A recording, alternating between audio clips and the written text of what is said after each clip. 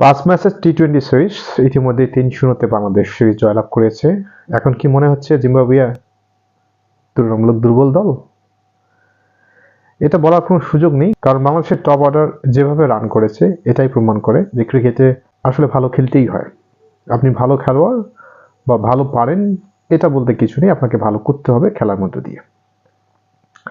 মোস্তাফিজুর রহমান জিম্বাবুয়ের বিপক্ষে শেষ দুটি টি-20 খেলবেন বলে আইপিএল থেকে এসেছেন এবং এর ব্যাখ্যা দেওয়া হয়েছে আইপিএলে না খেলিয়ে মুস্তাফিজকে রেস্ট দেওয়া হবে।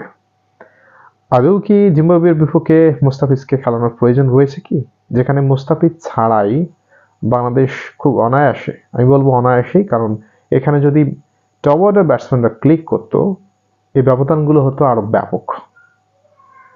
সুতরাং আমি বলবো টপ অর্ডার পারফর্ম করা ছাড়াই যেভাবে জিতেছে বাংলাদেশ, অনায়াসে বলা যায় যে বাকি দুটো টি-20তেও আমরা জয়লাভ করতে যাচ্ছি। এখানে বলার যে বিষয়টি হলো, মুস্তাফিজকে অবশ্যই আইপিএলেই খেলানো উচিত ছিল এবং আইপিএল হতো তার জন্য প্রস্তুতির সেরা মঞ্চ।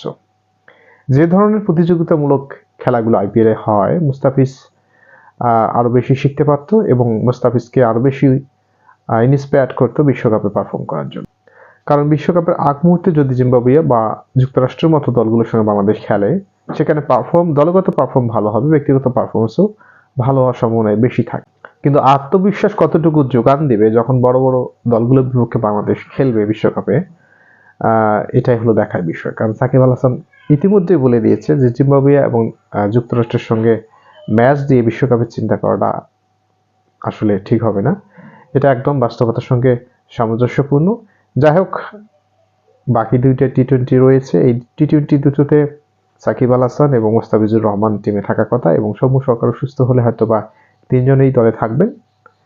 মোস্তাফিজ যদিও খুব একটা নিশ্চিত নয়, মোস্তাফিজের ব্যাপারে বলা হচ্ছে মোস্তাফিজ সম্ভবত রেস্টে থাকবেন। যেভাবে আমরা প্রত্যাশা করেছি জিম্বাবুয়ে হয়তো বাংলাদেশের সঙ্গে এর চেয়ে ভালো ক্রিকেট খেলতো, এক্ষেত্রে দুই দলের জন্যই ভালো হতো এবং বাংলাদেশের জন্য আরো অধিকতর ভালো হতো, কারণ বাংলাদেশ জিম্বাবুয়ে সিরিজেই সর্বোচ্চ প্রস্তুতি নিয়ে বিশ্বকাপে যাবে, যদিও তাদের সামনে যুক্তরাষ্ট্র রয়েছে এবং যুক্তরাষ্ট্রের সঙ্গে বাংলাদেশ 3টি টি-20 খেলবে।